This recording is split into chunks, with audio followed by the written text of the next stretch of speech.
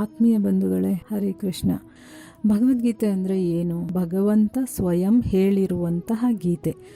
ಸರಿ, ಭಗವಂತ ಹೇಳ್ದ, ಯಾಕೆ ಹೇಳ್ದ, ಯಾರಿಗೆ ಹೇಳ್ದ, ಯಾವಾಗ ಹೇಳ್ದ, ಯಾವ ಸಂದರ್ಭದಲ್ಲಿ ಇದನ್ನು ಹೇಳ್ದ ಅಂತೆಲ್ಲ ನಾವು ಸ್ವಲ್ಪ ಚಿಕ್ಕದಾಗಿ ತಿಳ್ಕೊಳ್ಳೋಣ.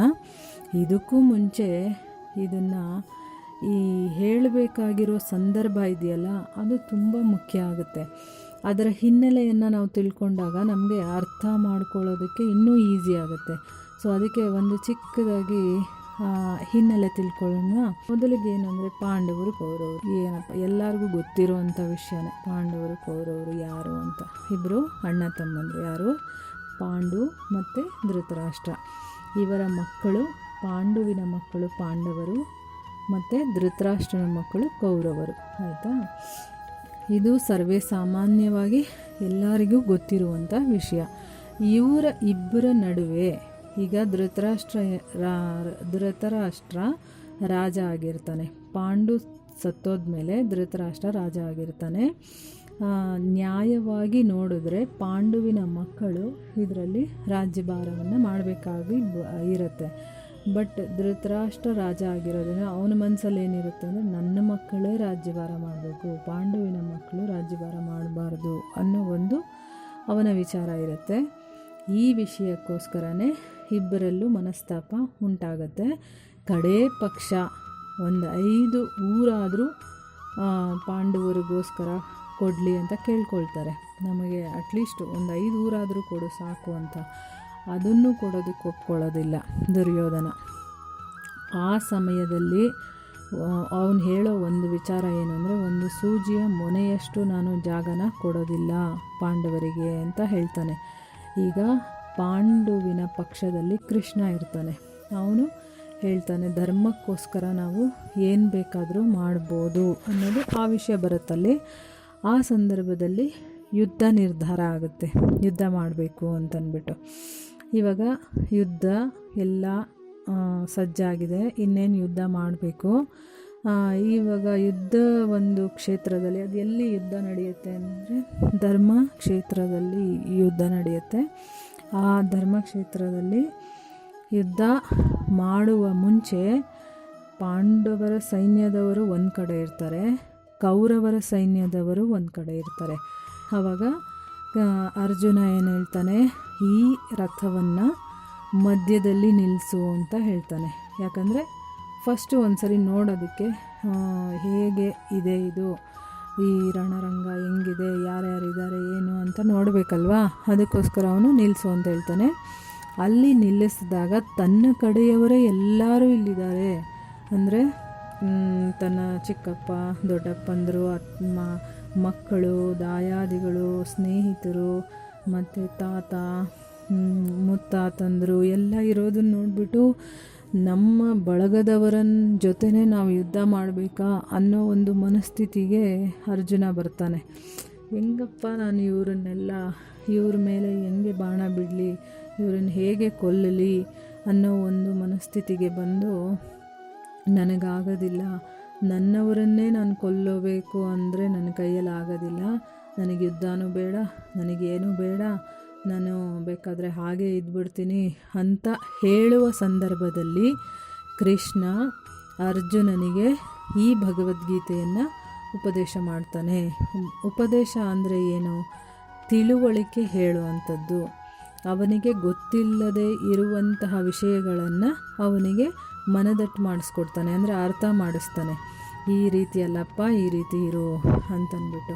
ಇವಾಗ ನಮಗೆ ಒಂದು ಪ್ರಶ್ನೆ ಬರ್ಬೋದು, ಏನು ಅಲ್ಲೇನೋ ಕೃಷ್ಣ ಅರ್ಜುನನಿಗೋಸ್ಕರ ಹೇಳ್ದ, ಅದೇನೋ ಸರಿ, ಈಗ ನಾವು ಯಾಕೆ ಭಗವದ್ಗೀತೆಯನ್ನು ಓದಬೇಕು, ನಮಗೂ ಅದಕ್ಕೂ ಏನು ಸಂಬಂಧ? ನಾವೇನು ಯುದ್ಧ ಮಾಡ್ತಾ ಇದ್ದೀವ, ಇಲ್ಲ ನಮ್ಮ ಜೊತೆ ಏನು ಕೃಷ್ಣ ಇದ್ದಾನ, ಈಗ ನಾವು ಅದನ್ನು ಯಾಕೆ ಓದಿ ತಿಳ್ಕೊಬೇಕು, ನಮಗೂ ಅದಕ್ಕೂ ಏನು ಸಂಬಂಧ ಅಂತ ನಮಗೆ ಅನ್ನಿಸ್ಬೋದು. ಇಲ್ಲಿ ಒಂದು ಸ್ವಲ್ಪ ನೀವು ಸೂಕ್ಷ್ಮವಾಗಿ ವಿಚಾರ ಮಾಡಬೇಕು. ಇದು ಆ್ಯಕ್ಚುಲಾಗಿ ಭಗವದ್ಗೀತೆ ಒಂದು 5000 ವರ್ಷಗಳ ಹಿಂದೆ ಇದು ಭಗವಂತ ಹೇಳಿರುವಂಥದ್ದು. ಇದು ಮಹಾಭಾರತ ಅನ್ನೋ ಧರ್ಮಗ್ರಂಥ, ನಮ್ಮ ಧರ್ಮಗ್ರಂಥಗಳಲ್ಲಿ ತುಂಬ ಮುಖ್ಯವಾದದ್ದು ಮತ್ತು ಜನಸಾಮಾನ್ಯವಾಗಿ ಎಲ್ಲರಿಗೂ ತಿಳಿದಿರುವಂತಹ ಧರ್ಮಗ್ರಂಥಗಳು ಯಾವುದು ಅಂದರೆ ಮಹಾಭಾರತ, ರಾಮಾಯಣ, ಶ್ರೀಮದ್ ಭಾಗವತ ಮತ್ತು ಭಗವದ್ಗೀತೆ. ಆ ಮಹಾಭಾರತದ ಒಂದು ಭಾಗದಲ್ಲಿ ಬರುವಂಥದ್ದು ಈ ಭಗವದ್ಗೀತೆ, ಆಯಿತಾ. ಇದನ್ನು ನಾವು ಯಾಕೆ ತಿಳ್ಕೊಬೇಕು ಅಂತಂದರೆ, ಯಾವುದೇ ಒಂದು ಘಟನೆ ನಡೆದಿದ್ರೆ ಅಲ್ಲಿ ಭಗವಂತ ಬಂದು ಏನಾದರೂ ಹೇಳ್ತಾ ಇದ್ದಾನೆ ಅಂದರೆ ಅದು ಅವನೊಬ್ಬನಿಗೆ ಹೇಳ್ತಾ ಇಲ್ಲ, ಅದು ಇಡೀ ವಿಶ್ವಕ್ಕೆ ಅವನು ಒಂದು ಮೆಸೇಜನ್ನು ಕೊಡ್ತಾ ಇದ್ದಾನೆ ಅಂತ ನಾವು ತಿಳ್ಕೊಬೇಕು. ಯಾಕೆಂದರೆ ಭಗವಂತ ಬಂದು ಎಲ್ಲರಿಗೂ ಹೇಳೋಕ್ಕಾಗೋದಿಲ್ಲ, ಅದಕ್ಕೆ ಅವನೇನು ಮಾಡ್ತಾನೆ, ಈ ಥರ ಒಂದು ಸಂದರ್ಭನ ಸೃಷ್ಟಿ ಮಾಡ್ತಾನೆ. ಇವಾಗ ಅರ್ಜುನನ ಸ್ಥಾನದಲ್ಲಿ ನಾವಿರಬೇಕು, ಆಯಿತಾ. ನಮಗೇ ಭಗವಂತ ಇದನ್ನು ಹೇಳ್ತಾ ಇದ್ದಾನೆ. ಯಾಕೆ ಅಂದರೆ ಈ ಒಂದು ಭಗವದ್ಗೀತೆ ಹೇಳಿರುವಂಥ ಸ್ಥಳ ಏನಿದೆಯೋ ಕುರುಕ್ಷೇತ್ರ ಆಗಿರ್ಬೋದು, ಆ ಕುರುಕ್ಷೇತ್ರವನ್ನು ನಮ್ಮ ಮನಸ್ಸು, ನಮ್ಮ ಒಳಗಡೆ ಇರುವಂತಹ ಹೃದಯ, ಆ ಜಾಗ ಏನಿದೆಯೋ ಅದೇ ಕುರುಕ್ಷೇತ್ರ. ಅಲ್ಲಿ ಎಷ್ಟೊಂದು ವಿಚಾರಗಳು ನಡೀತಾ ಇರ್ತವೆ. ಅಲ್ಲಿ ಪಾಂಡವರು ಇದ್ದಾರೆ, ಕೌರವರು ಇದ್ದಾರೆ. ನೀವು ಸ್ವಲ್ಪ ಸೂಕ್ಷ್ಮವಾಗಿ ಅರ್ಥ ಮಾಡ್ಕೊಳ್ಳಿ. ನಮ್ಮ ಹೃದಯ ಇದೆ ಅಂದರೆ ಮನಸ್ಸು ಅಂತಲೇ ಇಟ್ಕೊಳ್ಳಿ. ಮನಸ್ಸು ಅಂದರೆ ನಿಮಗೆ ಬೇಗ ಚೆನ್ನಾಗಿ ಅರ್ಥ ಆಗುತ್ತೆ ನಮಗೆ ಅಲ್ವಾ. ಮನಸ್ಸಿನಲ್ಲಿ ಒಳ್ಳೆಯ ಆಲೋಚನೆಗಳು ಬರುತ್ತೆ, ಕೆಟ್ಟ ಆಲೋಚನೆಗಳು ಬರುತ್ತೆ, ಕರೆಕ್ಟಾ. ಆ ಒಳ್ಳೆಯ ಆಲೋಚನೆಗಳೇನಿದೆಯೋ ಅದೇ ಪಾಂಡವರು ಅಂತ ಇಟ್ಕೊಳ್ಳಿ.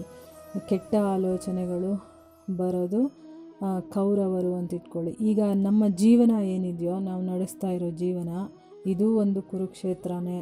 ಯಾಕಂದರೆ ಇಲ್ಲಿ ಎಲ್ಲ ಥರ ಸಂದರ್ಭಗಳು, ಹೇಗೆ ಅರ್ಜುನನಿಗೆ ತನ್ನ ಒಂದು ಜೀವನದಲ್ಲಿ ವಿಧವಾದ ಬಗೆಯಾದ ಒಂದು ಸಂದರ್ಭಗಳನ್ನು ಅವನು ಎದುರಿಸಬೇಕಾಗುತ್ತೋ, ಅದೇ ರೀತಿ ನಮ್ಮ ಜೀವನದಲ್ಲೂ ಬೇಕಾದಷ್ಟು ಕಷ್ಟಗಳು ಬರುತ್ತೆ, ಮತ್ತು ಸುಖನೂ ಬರುತ್ತೆ.